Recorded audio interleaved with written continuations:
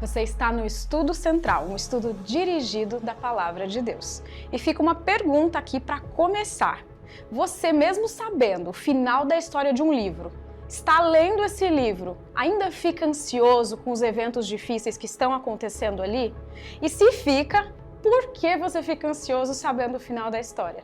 No final desse episódio, você vai saber a resposta. A gente vai conversar um pouquinho mais. Fica aqui com a gente.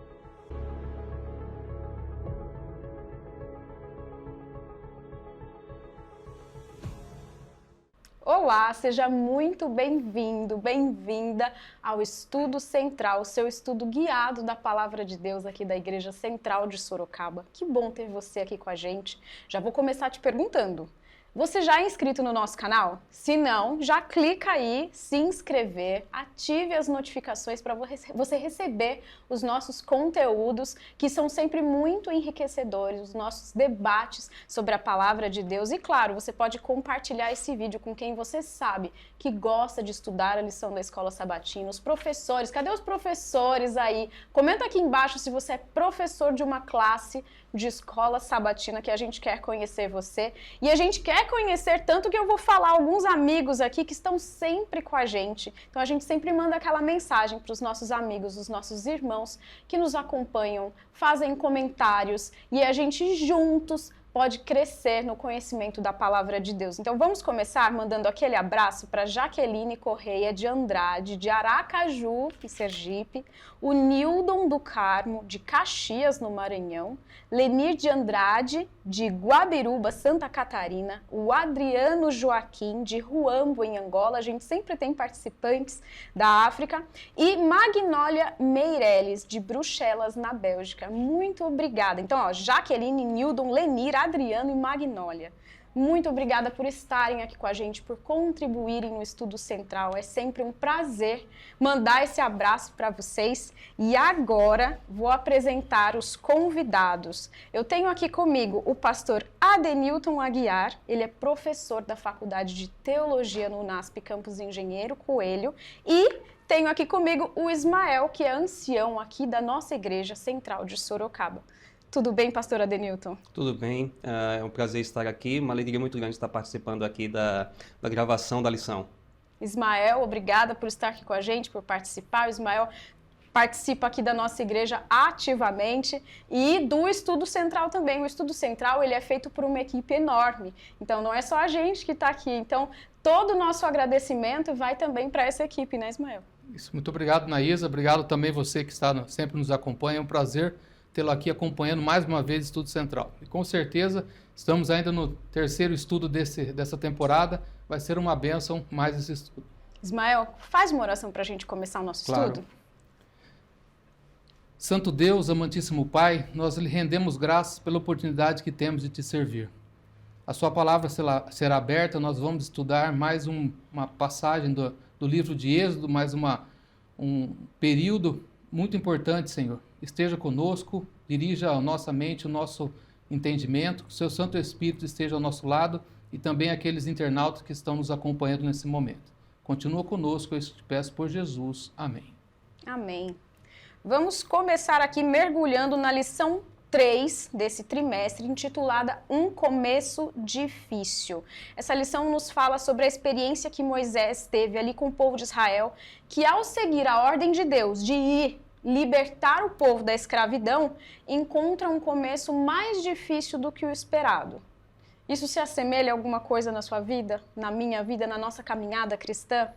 Eu vou começar aqui perguntando para você, Ismael, qual é a sua primeira impressão sobre esse título, Um Começo Difícil? Como que ele se conecta à nossa realidade, que muitas vezes, quando a gente decide seguir uma ordem de Deus, acha que vai dar tudo certo já de cara, no começo, mas não, tem uns percalços aí no caminho.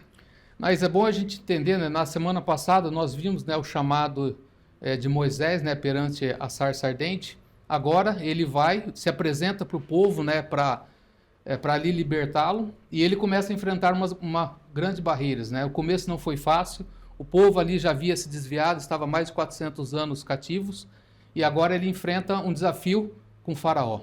E às vezes também quando nós decidimos seguir a Deus, nós decidimos mudar nossa rota de vida, as barreiras vêm. Satanás, ele põe barreiras que aos nossos olhos são intransponíveis. Ali para Moisés, a princípio, era uma barreira muito grande. O faraó, grande, muito poderoso, se transformou em uma barreira, mas Deus pode superar os obstáculos. E você tocou num ponto muito importante, Ismael. O problema ali não era só Faraó, o problema também era o povo, né? Exatamente. Que tinha se desviado.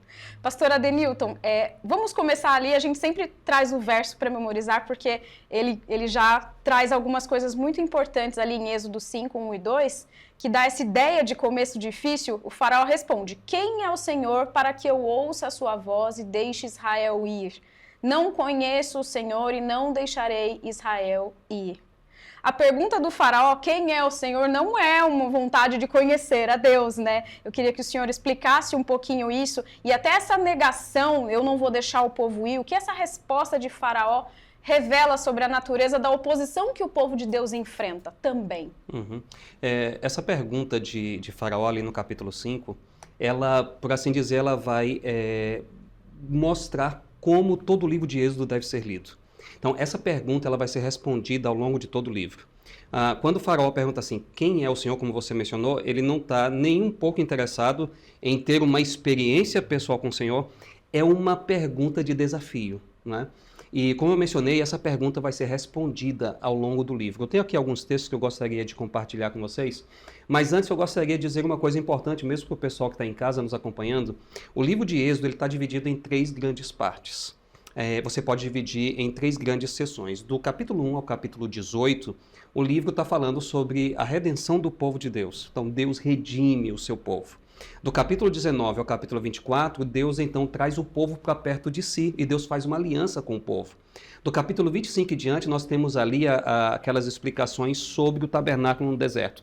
Deus quer habitar no meio do povo. Então, essa pergunta de Faraó aparece ali na primeira seção do livro, em que Deus está mostrando que vai redimir o povo. É a história da redenção do povo de Israel. Deus tirando o povo do Egito para trazer o povo para perto de si. E no meio disso, aí surge essa pergunta: quem é o Senhor? E essa pergunta, como eu disse, ela vai ser respondida ao longo do livro. Eu gostaria de ler alguns textos. E o pessoal que está em casa, se quiser acompanhar na Bíblia, eu acho que seria interessante. O capítulo 7, verso 5. Capítulo 7, verso 5. Olha só o que o texto diz aqui. Capítulo 7, verso 5 diz assim: saberão os egípcios que eu sou o Senhor. A pergunta de Faraó é: quem é o Senhor? Aí Deus está dizendo: eles vão saber quem eu sou. Capítulo 7, verso 5. Verso 17, nós temos algo semelhante do capítulo 7. Deus diz: nisto saberás que eu sou o Senhor. Olha só, parece que o livro está começando a apresentar um refrão que vai se repetir ao longo de todo o livro. Vão saber que eu sou o Senhor. Aí nós avançamos um pouquinho, capítulo 8, verso 10. Diz assim: ele respondeu: amanhã Moisés disse: seja conforme a tua palavra, para que saibas que ninguém há como o Senhor, nosso Deus. Outro texto, capítulo 8, verso 22, que diz assim: naquele dia separarei a terra de Gósen, em que habita o meu povo, para que nela não haja enxames de moscas, e saibas que eu sou o Senhor no meio desta terra. Capítulo 9, verso 14. Capítulo 9, verso 14, diz assim: pois esta vez enviarei todas as minhas pragas sobre o teu coração e sobre os teus oficiais e sobre o teu povo, para que saibas que não há quem me seja semelhante em toda a terra. Então, eu vou parar aqui a leitura, mas eu acho que a gente já entendeu o que está acontecendo aqui no livro de Êxodo. Faraó pergunta: quem é o Senhor? Aí Deus diz: eu vou mostrar quem eu sou.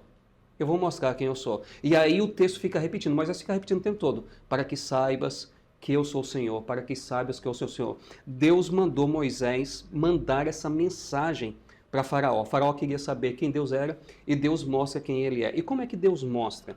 Deus vai mostrar no livro de Êxodo que ele tem autoridade não somente sobre a terra onde estão os israelitas, que é a terra de Gósen, mas Deus vai mostrar que ele tem autoridade sobre toda a terra do Egito e sobre toda a terra. E é interessante algo que está acontecendo aqui, quando a gente vai para o contexto das pragas. Quando Deus envia as pragas, Deus está, por assim dizer, mostrando que os deuses do Egito não têm efeito nenhum. Porque em cada praga, Deus está, por assim dizer, anulando a atuação de um Deus egípcio. Ou seja, Deus de fato mostra que ele é Deus. Deus de fato mostra que ele é a autoridade. Quando nós chegamos já pertinho do final dessa sessão, o capítulo 15, a maneira maravilhosa como Deus tira Israel do Egito, o povo passa pelo mar, Deus leva o povo para o outro lado e Deus destrói os egípcios no mar.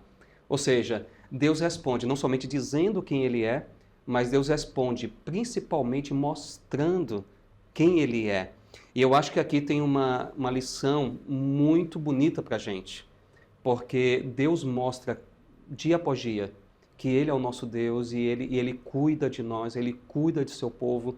E quando a gente quiser conhecer um pouquinho melhor a respeito desse Deus, ele vai se revelar para nós, como acontece mais adiante lá no livro de Êxodo, quando Moisés, por exemplo, quer que Deus apresente sua glória para ele, Deus apresenta a sua bondade, Deus apresenta o seu caráter. Ou seja, Deus no livro de Êxodo está se mostrando como Deus de Israel, mas não somente como Deus de Israel, como um Deus gracioso, um Deus que cuida, um Deus que redime, um Deus que livra, um Deus que liberta. Essa é a revelação de Deus no livro de Êxodo.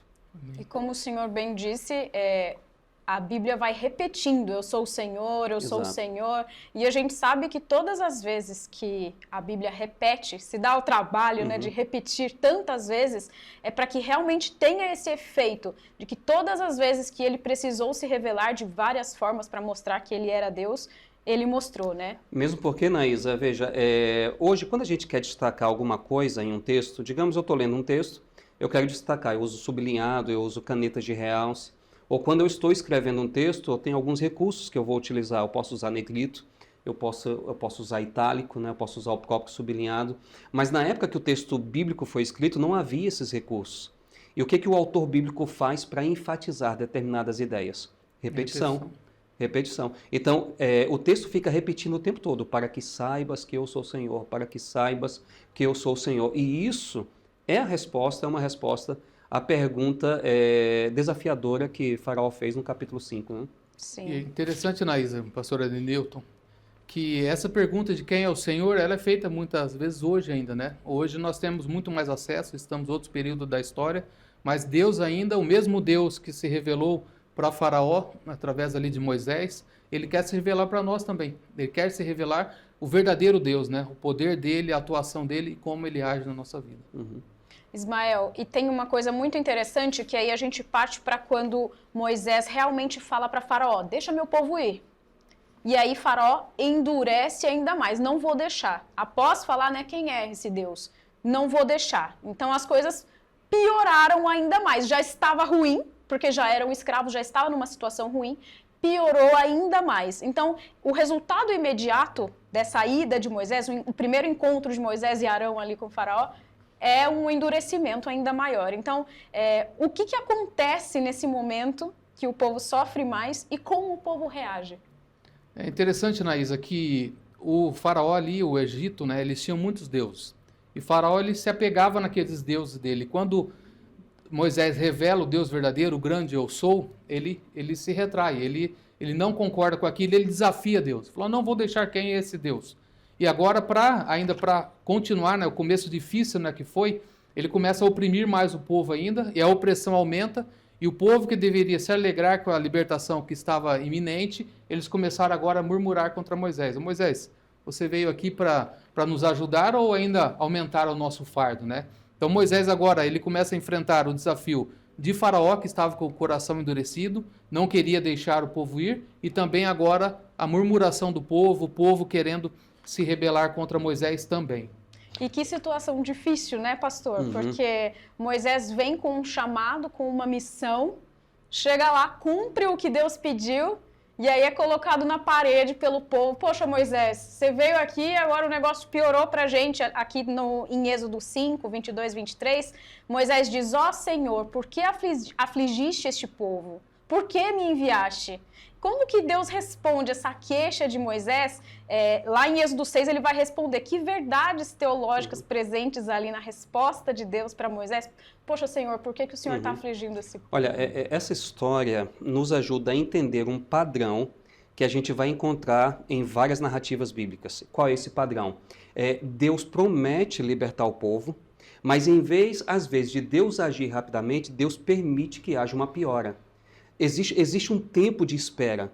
E essa espera é justamente para provar a fé e desenvolver a fé do povo. Veja, existem várias histórias que se assemelham a essa na Bíblia.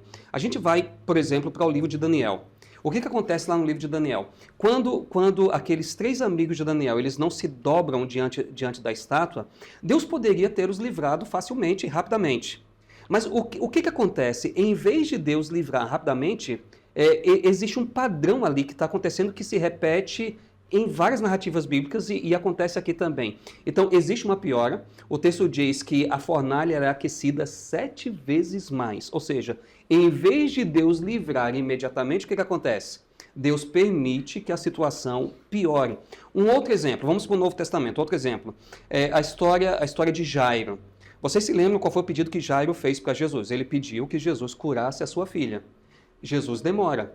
Veja, Jesus não precisava ter ido à casa de Jairo para curar a filha de Jairo.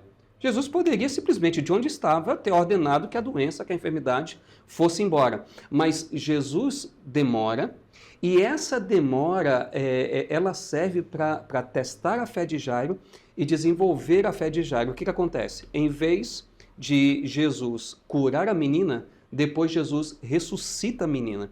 Então, a situação é piorada, e isso fortalece a fé de Jairo. A mesma coisa está acontecendo aqui. Deus parece que ele demora um pouquinho para agir, mas esse é um momento de teste para o povo. E, infelizmente, o povo não passa no teste. E essa história, nesse caso, diz muito mais a respeito de Deus do que a respeito do povo. Então, essa história não é a história de Israel. Essa história é a história do Deus de Israel. Essa história não é a história de Moisés. Essa história é a história do Deus de Moisés. O que o texto está tentando mostrar não é como o povo reage, mas é como Deus reage diante da incredulidade do povo, diante da fragilidade do povo. Ele se mostra sempre um Deus gracioso, mas ele age para desenvolver a fé. Então, acho que o grande ensino teológico que vem dessa passagem, Êxodo capítulo 6, é o desenvolvimento da fé. Deus, às vezes, permite que a gente passe por determinadas situações, não é porque ele queira, mas é porque, às vezes, aquelas situações são as situações que vão dar as condições para que a nossa fé se fortaleça e se desenvolva, né? E no final, Deus acaba libertando, né? Nós temos a convicção, nós temos a segurança e a esperança de que no final, Deus age e Deus age para o bem do povo. E a lição continua na parte da reafirmação do eu sou. Vou perguntar para você, Ismael, apesar dessa promessa, a lição mostra que o povo ainda não consegue ouvir Moisés. Por que essa dificuldade em crer? Deus faz uma promessa completa. Ele não fez uma meia promessa. Tudo ali tinha um tempo, um porquê.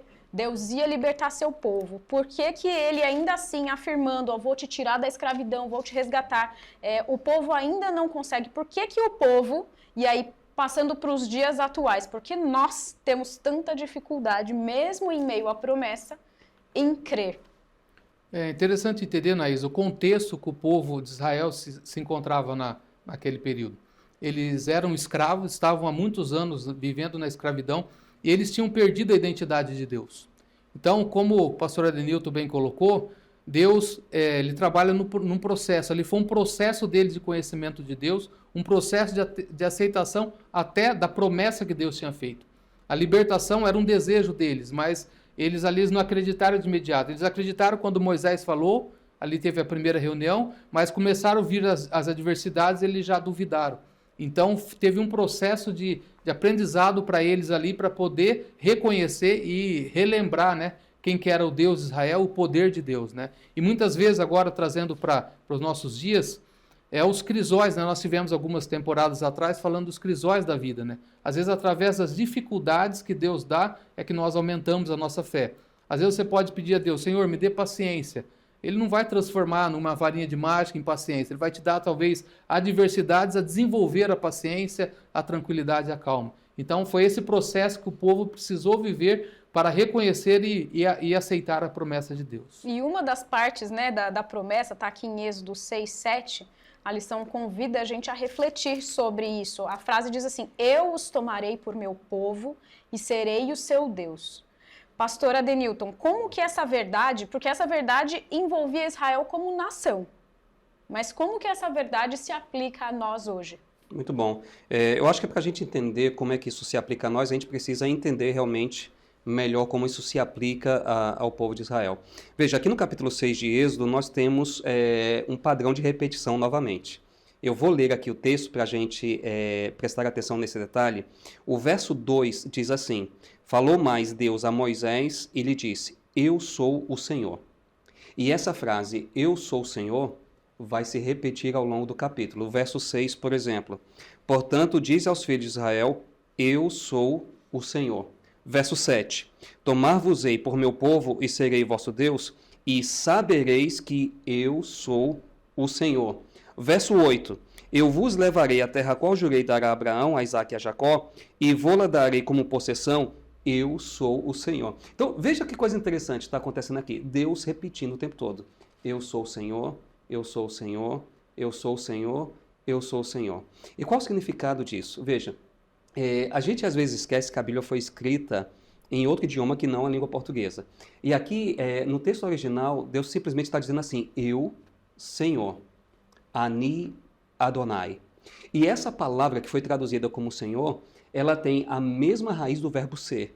Em outras palavras, Deus está dizendo algo do tipo assim, olha, eu sou aquele que tenho existência própria, que existo por mim mesmo. Então, diferentemente de todos os deuses do Egito, que são obras criadas, eu tenho existência própria. Eu sou o único que posso resolver os problemas de vocês.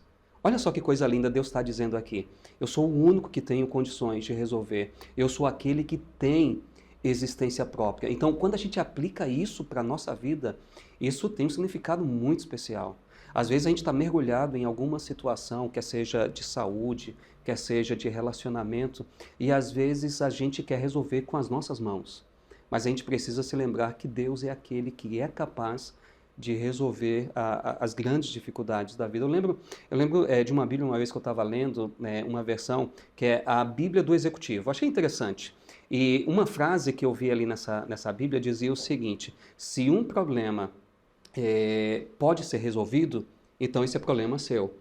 Mas se um problema não pode ser resolvido, esse problema é de Deus. Então, aqui, nessa situação, Israel estava vivendo uma situação que somente Deus era capaz de resolver. Eles estavam cativos da maior nação da terra no momento, da nação mais poderosa no momento. Mesmo as perspectivas mais otimistas do ponto de vista humano não eram capazes de vislumbrar essa libertação.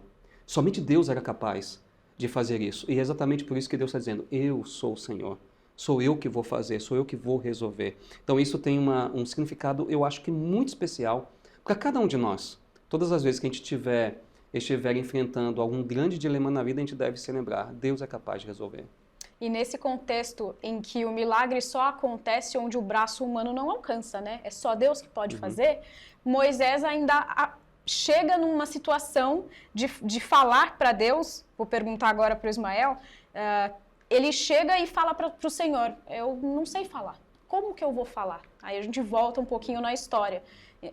A parte que cabia a ele já estava um pouco nervoso, já estava com medo, então o milagre precisava vir. É claro que Deus precisava fazer, mas aí Moisés fala, olha, como é que o faraó vai me ouvir? Falta de habilidade para falar. Como que o Senhor lida com essa objeção de Moisés e como isso também é algo que a gente faz hoje, algumas desculpas para não cumprir a missão. O Senhor dá a missão e às vezes a gente tem desculpas até muito reais, né? Moisés tinha uma desculpa real, não era algo da cabeça dele, ele realmente tinha uma disfunção de fala. Não, ele não tirou do nada aquilo ali, né, Ismael? Então, como que ele usou algo que era real, mas para talvez perguntar para o Senhor, olha, eu não vou conseguir fazer. Interessante na vida de Moisés, Naís, a gente voltar um pouco a respeito do período. Moisés, ele foi, a gente já estudou, né, a respeito da libertação dele do rio, né, quando ele era criança. Ele tenta libertar o povo através da força. Aí Deus fala, não, ele teve que fugir. 40 anos da sua vida ele esteve treinando para ser um líder militar, talvez, naquele período. Depois ele vai para o deserto, fica 40 anos no deserto, ali cuidando das ovelhas, moldando o seu caráter, e agora ele retorna. E ao retornar, como você bem colocou, ele tinha perdido toda aquela eloquência que ele tinha há mais de 40 anos atrás. Então ele já tinha algumas dificuldades de falha. Então ele apresenta esse questionamento para Deus. Então a primeira lição que eu tiro para mim hoje, nesse processo, né, de transformação, processo que Deus quer fazer na minha e na sua vida também, nós poderemos ter algumas dificuldades. Mas mesmo aquela dificuldade aparente que ele tinha, Deus deu uma solução. Ó, vou colocar o seu irmão Arão, ele que vai falar por ti. Então, às vezes, não importa, Deus capacita aquele que eles escolhem. E nós somos escolhidos por uma missão. E se você, que está nos acompanhando nesse momento, foi escolhido por Deus para uma missão, talvez não tão grande aparentemente, mas uma missão para pregar para talvez a sua família, para os seus queridos, Deus vai te capacitar. Como ali ele usou o irmão Arão para suprir essa falha, né? esse pequeno problema que Moisés tinha. Com certeza. Infelizmente, estamos chegando ao final, então pedi para o pastor Adenilton fazer uma última consideração, um resuminho assim, dessa mensagem especial da lição 3, um começo difícil. O que a gente realmente pode aprender e levar para a nossa vida e colocar em prática sobre os desafios que a nação de Israel e Moisés como líder passaram e as respostas que Deus tinha para dar para eles. Ok. Eu acho que uma frase que pode resumir o conteúdo de toda a lição é a seguinte: Deus não se limita pela limitação humana. Então, às vezes, a gente acha que a gente não é capaz de fazer determinadas coisas por causa das nossas limitações, mas as nossas limitações não são limitações para Deus. Deus tem 1001 formas de resolver as nossas dificuldades, os nossos problemas, e Deus tem maneiras variadas de nos ajudar a cumprir a missão que Ele nos deu. Então Moisés viu a sua limitação, mas Deus olhou e Deus tinha outras formas de resolver. Então acho que isso é uma mensagem de esperança para nós, a segurança de que apesar das nossas limitações, apesar das nossas fragilidades, Deus é capaz de nos usar se a gente estiver disposto a ser usado por Ele. Amém. E a gente fez uma perguntinha no começo desse episódio. Lembra da pergunta? Você sabe o final da história e mesmo assim no meio do livro ainda fica nervoso com os acontecimentos difíceis que acontecem? Já leu um livro assim? Pois a pergunta é justamente essa. Moisés, como líder do povo escolhido por Deus, tinha uma missão em que Deus já havia dito para ele que haveria vitória. Mas mesmo assim o processo foi difícil. Isso é um desenvolvimento de confiança e dependência de Deus. Então, muitas vezes, saber o final da história não nos isenta de passar por momentos difíceis, por começos difíceis. Mas sabendo o final da história, a gente precisa perseverar e manter a nossa confiança em Cristo, porque Ele já nos prometeu. E se a gente confiar, o processo, o caminho vai ser um pouquinho mais leve, porque a gente sabe que aquele que prometeu anda com a gente nesse caminho também. E quero agradecer a você que ficou aqui com a gente, que estudou a lição com a gente. Não se esqueça de curtir esse vídeo, compartilhar, ativar as notificações. Que bom que você está aqui. Mande o seu recado, escreva aqui de onde você nos assiste, para a gente poder, no próximo episódio, mandar um abraço para você, para sua família. Que Deus abençoe você. Nós vamos encerrar, pedir para o pastor Adenilton fazer uma oração. Ok, vamos orar então. Senhor nosso Deus, nosso Pai, nós queremos te agradecer pelo estudo da Tua Palavra. Queremos te agradecer, ó Deus, porque a Tua Palavra nos mostra que o Senhor é o nosso Deus, que o Senhor está conosco. E que o Senhor está desejoso de nos livrar, de nos ajudar, de nos dar a vitória, assim como nós estamos buscando. Ó Deus, muito obrigado por essa história maravilhosa que mostra como o Senhor conduziu o seu povo no passado e a mesma maneira como o Senhor conduz o seu povo hoje. Nós os colocamos nas Tuas mãos para ser usados por Ti e pedimos, ó Deus, humildemente que o Senhor cumpra em nós a Sua vontade para a nossa vida. Nós nos entregamos ao Senhor mais uma vez e nós oramos agradecidos em nome de Jesus. Amém. Amém. O Estudo Central fica por aqui. Até o próximo episódio. Tchau, tchau.